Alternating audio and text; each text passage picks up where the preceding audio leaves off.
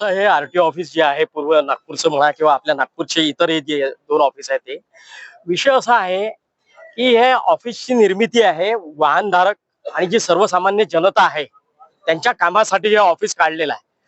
पण होते कसं, आजकाल ते लाडकी बहीण योजना जी काढलेली आहे सरकारने, आता सरकारजवळ पैसा नाही आहे द्यायला.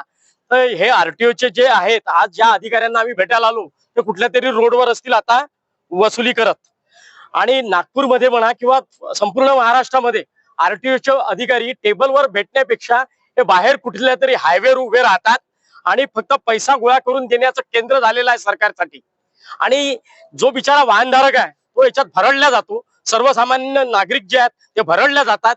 त्यांच्यावर जो होणारा जो अन्याय आहे, त्यांच्या ज्या भावना आहेत त्या सगळ्या मांडण्याकरता आज महाराष्ट्र नवनिर्माण सेना प्रणित महाराष्ट्र नवनिर्माण वाहतूक सेनेच्या माध्यमातून आज हे निवेदन आणि एक हल्लाबोल आंदोलन इथे करण्यात आलं.